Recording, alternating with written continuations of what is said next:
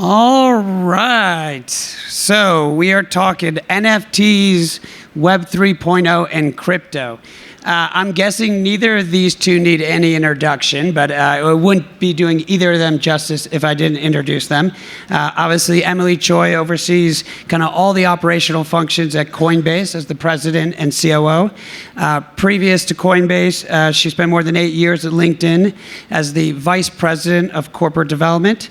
And before that, she was at Warner Brothers and Yahoo. And her local connection is she's also on the board of ZipRecruiter, which we love. So big round of applause for Emilie. Let's get the energy up. Come on. Let's go. Let's go. All right. Can you tell this is going to be a fun panel? Gosh, it's like someone died in here. Jesus. And my voice sounds awful. I've been talking too much. All right. And some of you might know Paris Hilton. I'm told she had a low-key wedding and has an incredibly smart and adorable husband. She runs her media company, 1111, which sits at the intersection of content and commerce. $3 billion in revenue, right, in products, Paris. TV production company with Warner Brothers, an audio business with iHeart. And a lot of you have probably seen her latest passion is fighting for the troubled teen industry and introducing federal legislation, which is very near and dear to her heart. And as it relates to this conversation, I think some people call her the queen of crypto. She was number 7 on Fortune's list of 50 power players in the NFT space. So we have 2 very good people. So one more. All right. All right, let's start with some icebreakers here. So who in the audience owns crypto? All right. Is anyone in the audience a crypto billionaire? All right. How many people own a Coinbase account? Mike, you don't have a Coinbase account? No, just kidding. I didn't mean to pick on you. All right, but everyone should have a Coinbase account. So let's see, who in the audience owns NFTs? All right. Keep your hand up if you have a CryptoPunk. What about a Bored Ape? All right. All right. And the last question is, how many people are like me and find crypto and NFTs very intimidating and are always humbled? All right. Definitely me. Definitely me. All right. So let's start with you, Emilie. How did you get involved in the crypto space? Thanks for having me. So I started my career at Yahoo, as you mentioned, in Silicon Valley back in the day. And I think most of you probably won't believe this, but Yahoo was the epicenter of all things consumer internet at one point in its history. And I got to work with incredible people. And I just knew that I always wanted to be around really smart technology people. And I ended up then going to business school and then came to LA to work at Warner Brothers, as you mentioned. And then I worked for 8 years at LinkedIn. I joined when it was private and 400 people. I left when it was 13,000 people, public, acquired by Microsoft. And I kind of honestly felt like I was getting a little bit too comfortable. Like I wasn't pushing myself very hard. And so I wanted to be in the next big tech frontier. And I met Brian Armstrong, our CEO and founder. And I still remember the day. It was like a rainy day. We were supposed to take a walk. We couldn't take a walk because it was rainy, and we just huddled in this conference room, and he started talking about crypto as the next form of money, crypto as the next form of financial system, crypto as the next form of internet and app store. And I had tingles down my spine. I was like, I have to be a part of this, even if I don't fully understand it. And so I joined 4 years ago, and it's been amazing. Cool. Thank you. And Paris, pretty well documented. You've been there from the beginning, just like Emilie. You want to talk about your journey, starting with crypto and obviously NFTs? Well, I got interested in crypto back in 2016. I was in Berlin, and I had dinner with the founders of Ethereum, and I immediately was just really interested and fascinated by what they were talking about. And they were talking about blockchain and just I don't know, I've always been someone who's been really forward-thinking and an undercover nerd and just really into anything that has to do with the future. And then from there, I was doing my documentary, The American Meme, and I got myself mapped for an avatar, and I came up with this whole idea for this world where people could come and be their own avatars and socialize with each other from anywhere in the world, and that I would be there and DJ for them and have a party. And this was many years ago, and now to see this coming to life is so exciting. I've built Paris World inside of Roblox, and that was amazing. I did a New Year's Eve party there, and I was in Maldives on my honeymoon and DJing. It was amazing. And then I had my NFT drop, and that was very successful. And do you want to talk about Paris? When was your first NFT so people realize you've been there since probably before the beginning? My first NFT was in 2019. I did it for a charity, and that was my introduction into the NFT space. Cool. All right, so you got two people that have been here for a long time. Emilie, a lot of people are talking about the metaverse, Web 3.0, kind of how it will change applications and how businesses are built. Can you do a good job of just kind of sharing with the audience kind of what people mean by that and why everyone in this audience should care? Sure. So one of the concepts people talk about with respect to Web3 is that it's read, write, own. And I think that that's probably confusing unless you dig in a little bit more. If you think about Web 1, it was about read only. So this idea that there was a static web page, ESPN or whatever it was, and you consume that, but it is a one-way journey. And then Web 2 was about read and write, which is to say that like you might contribute content to Facebook and there's more connectivity between the users. And there was something really magical about the read-write space. I think that what we found with that era, as beautiful as it was, is that you didn't have control over the content that you contributed to that website or application. And so you were the product, even if you didn't know it. And so the journey into Web3 is about own and ownership. So it takes all the elements of before read and write, but it's also about ownership. It means that you have control over the things that you contribute, those are portable, that there's tokenization such that you participate potentially in the upside of the things that you contribute. And so it's kind of the next form of the internet, and it's what we're really excited about. We think it's the next frontier.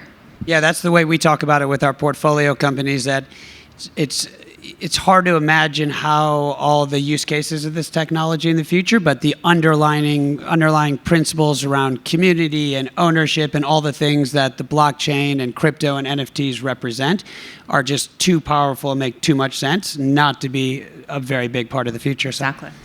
Paris, NFTs. So I remember, in full disclosure, I'm Paris's husband, hence that first joke about the low-key wedding and the handsome husband. But it was early in January of 2021. I would fall asleep. You would spend your nights on Clubhouse. You're meeting people like Fluffy Pony and Kim.com, and people were telling you should burn one of your Birkins as an NFT. And you very quickly decided that this was going to be a passion of yours. Kind of, will you talk about that initial journey on Clubhouse? You talk a lot about the community, finding your peeps, but why, as arguably the one that started everything around influence and creator, why you think NFTs, why you're so passionate about it?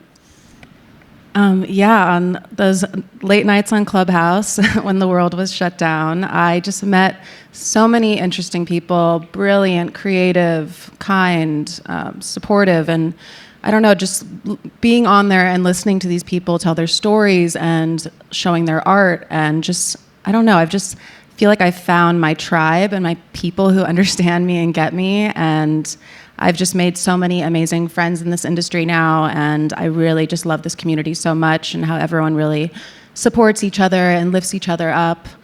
And what was the second part of the question? Yeah, and I think, you're always talking about, right, just how it gives the power back to the creator. You think about your career, so many gatekeepers, but you want to just talk about that in terms of why you're so passionate about it? I think it's just amazing because there's so many incredible artists who are so talented, but not everybody has the ability to get into Art Basel or one of these galleries. So I love with NFTs that it's possible for anyone. It doesn't matter who you are, where you're from, what age you are. If anyone has a talent, they can put it out there and make a living off of it. And I think that's amazing. And one of my friends, Ferocious, he has an amazing story. He went through some very tough times in an abusive home, and art is something that really got him through life. And now he's had shows at Sotheby's and Christie's and is now considered like the next Basquiat.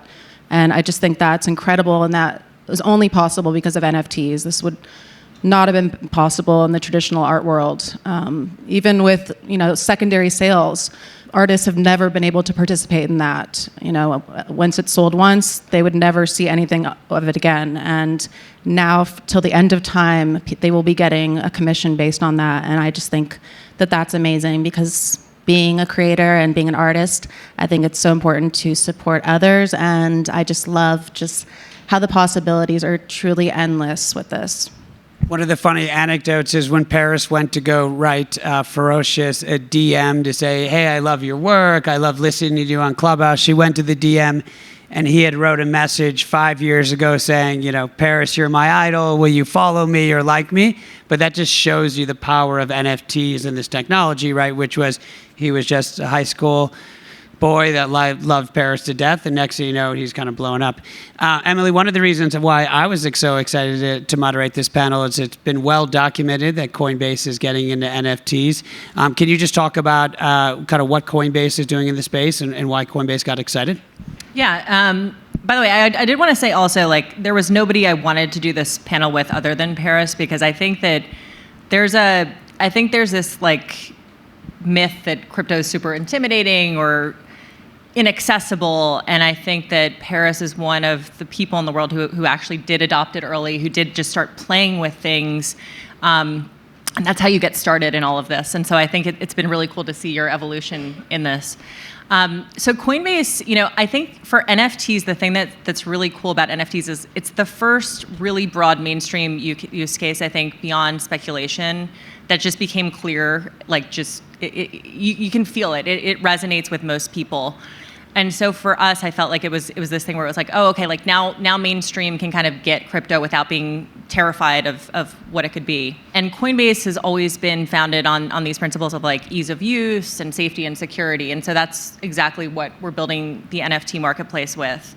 I think there's also this notion of if you look back at the history of tech companies, there's an evolution, right? So in the early days, you had eBay and Craigslist, these classified companies. They were onto something big. It was rough if you look at it now. And then if you look at the evolution of commerce today, and then you see something like Instagram commerce with social curation, things like that, those are the aspects that help make it so much more usable and potent to audiences, and that's what we want to do. But that said, I do think we're very early in the NFT revolution. I'm sure when you've done these airdrops to your fans, it's clunky. It's a hard experience. You can't just neatly do it and have a QR code and everything just magically drops in the room and stuff like that. So I'm super excited about the potential of it. I also think it's very early. Yeah, Paris recently did a drop, and she sold kind of in the first day 25,000 of this kind of entry-level NFT. What we were testing was, could she bring mainstream users in? And 65% of the purchasers didn't have a connected wallet. And I always talk about it. Today we talk about them as NFTs, but I was saying to Emilie backstage, when you go to a website, you don't say, that was a great HTTPS // experience. You just talk about whatever you read on the website, right? And so, I'm convinced when you think about NBA Top Shop, there's a lot of people that don't know what an NFT was, right? They just bought a digital collectible that was a sports moment. But I think that's one of the things that's really interesting is how you guys will be able to kind of also bridge it to mainstream of people just, whether they're buying a handbag with an NFT attached to it, whether it's a piece of art, whether it's music, they won't be talking about buying an NFT. It will be the technology that kind of underpins it. So, yeah. And do you guys, when you think about it, do you guys think about it as a strategy to, I assume, bring in new people into Coinbase versus how much crossover from your existing user base to Coinbase? To NFTs? It's both. So it's definitely a growth strategy in the sense that, again, it's a much broader use case. So I think it might be one of those first things where a user might be saying, I've wanted to experiment with crypto, but the idea of buying or selling, Bitcoin or Ethereum isn't like my cup of tea, but this might be, because I actually understand this. Like, this means like I get to buy a piece of digitized art or music or whatever it is.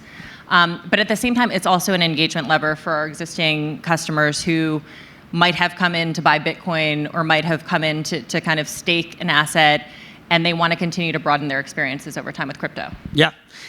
Paris, one of the things you did on your last drop was you obviously combined kind of NFTs and in real life, right? In your drop, you were selling art, which you could talk about, but also you were selling, the NFTs were attached to fan experiences. Do you want to talk about kind of how you think about it in terms of, again, combining those two things, whether it's in the things that you do around NFTs or, I've heard you talk about the metaverse, right? In terms of everything you can do in real life, trying to replicate it, but kind of the crossover between those two? Yeah, just talking about why was it on your last drop? Like, why did you add, in addition to the art, why did you add the experiences and that kind of bridge? Well, I wanted to make it accessible to everyone. So for the Polygon piece I did it for $11.11. So it could be something that anybody could buy into. And I really wanted to attach experiences to these NFTs. So basically, people could win the chance to come have lunch with me at my house, have a Zoom with me, for me to follow them on Twitter and Instagram, to come to one of my DJ shows.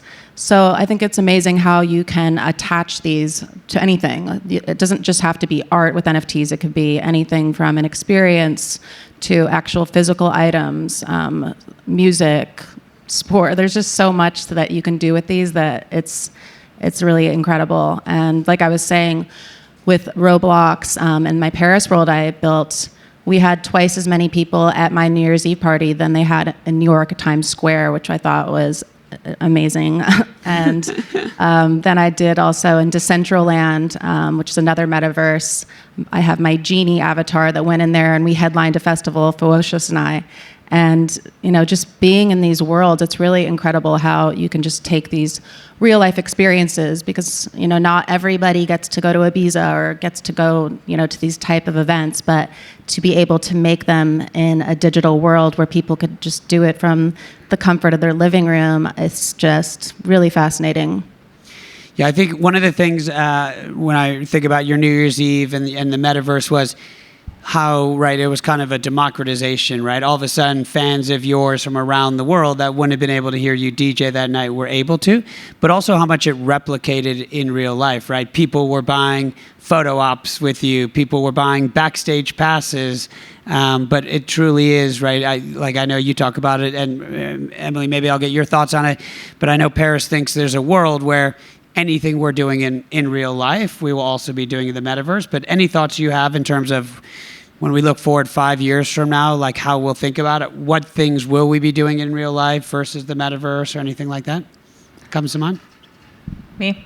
So, I was following that story about the New Year's Eve thing that you did, and I thought exactly the thing that you pointed out, which is like this becomes accessible to just a much broader swath of people who want to have aspects of the physical and then also want to kind of bridge into the metaverse. And so to me, the other thing that I'd read about it was just that you had to get a token to kind of enter the party. And I think that the things that you can do with tokenization are just so interesting. And that's where I think this is like going, which is you all of a sudden have, as a fan of Paris, like you potentially can get special access to things. You can participate in the upside. Your loyalty means something much more tangible. So to me, that's where I think some of the more exciting aspects are going. Yeah, I totally agree. I mean, you think about it, you obviously come from the entertainment space. Think about if you had token economics behind a movie and you had all those people posting on Rotten Tomato and tweeting and things like that. But it's similar in kind of gaming where it's kind of play to earn, right? And I think it's one of the things Paris talks about quite a bit. The idea that her super fans will actually share financially in the upside is a really incredibly strong idea when you kind of think about that. Emilie, when you think about kind of mainstream kind of adoption of crypto, obviously NFT has brought a lot of people into the space. Are there other things that you think need to change, or other things you think about in terms of how does it become even more mainstream? Yeah, and I think we are kind of hitting that mainstream moment because I think it's like something like 16% of Americans own crypto. I think there's like 200 million plus global users of crypto. And if you follow the trajectory of internet adoption from the 90s and map crypto to it, it's either on track or slightly accelerating relative to internet adoption. So I think that's really exciting. But I do think there's like two big things that are holding it back. One, as we talked about, is like usability. It's still clunky. Like, you know, you think about the early mobile phones that were heavy and didn't have a lot of features, and then you see what they're like today. Or you look at Netflix. Reed Hastings knew that the future of media was digital, but at the time that he founded Netflix, if you had sent me a 2-minute clip of something, it would have taken me 48 hours to download it. And so the technology wasn't quite there. It wasn't usable yet. So I still think, again, we're like in the early days of the usability of it. And I think that the slicker we make it, the faster we make it, it's just going to go like this. And then the other thing, obviously, is there's still some regulatory uncertainty with respect to crypto. And I think as we get more regulatory clarity, I think folks get more excited about it because otherwise it's scary. One of the things that I think was really game-changing over the past year or so is just that financial institutions and fintech companies started offering crypto to their customers. To me, that's a huge validation in terms of obviously their customers were asking for it. And it also is this big symbol to me of just traditional financial institutions moving into this. So it's a validation for the whole space.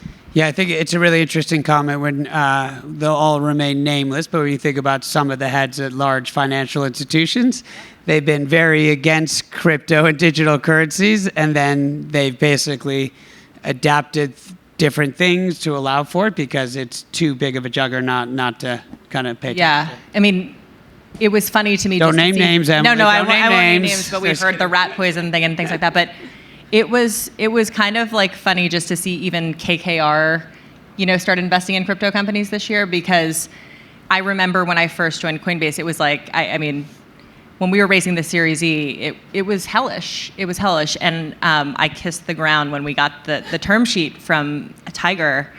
And now when I see KKR, like the most traditional of firms investing in this space, it feels like this huge mark of validation. Yeah, absolutely. All right, coming down the home stretch here, so maybe we'll just take one last question to both of you. But Paris, you obviously have been ahead of the game when it comes to social media and reality shows, and in this space, what kind of gets you excited about the future when you think about digital wearables, the metaverse, NFTs, but any ideas on what gets you excited about the future of this space? I am so excited. We are so early. There is so much more to come. I've been talking to a lot of people about all of these projects that people are working on right now that are coming out soon and investing into the space. And it's just super exciting just to see what is possible. And yeah, especially with digital wearables. I'm making a fashion brand in the metaverse. I just since we had New York Fashion Week last week, I had my own fashion week at Paris World. So that was the first fashion week held in the metaverse. So I think it's just amazing to see what is going to happen and just all the new artists that are being discovered and people just having their dreams come true. And I don't know, it's a lot of fun, and I can't wait to see what the future holds. Awesome. Emilie, as you think about the future of crypto, Web3, metaverse, NFTs, what's top of mind? I think what's top of mind right now is I think about like crypto as a new form of money and financial system and a new form of internet and a new form of just social interactions and so on. I feel like it's so top of mind to just look what's happening globally right now, and you see something, in Russia, just a highly centralized authoritarian government and the like rapid devaluation of the ruble, and you see that instantly millions of people are impacted overnight and have lost, half of their net worth because of the currency that's associated with this authoritarian government. And then I think juxtaposed against that, you have crypto, millions of dollars worth of crypto kind of flooding the Ukrainian government with instant settlement and just things that wouldn't happen in the traditional financial system. So I'm excited about many aspects of it, but to me, part of this is about just how it opens up access for those who are formerly underserved by the traditional banking system. Yeah, I think that's a great point. Well, thank you, you two, for a very informative panel, and it'll be exciting to see what the future holds. Thanks all. Thank you, guys. Thank you, everybody.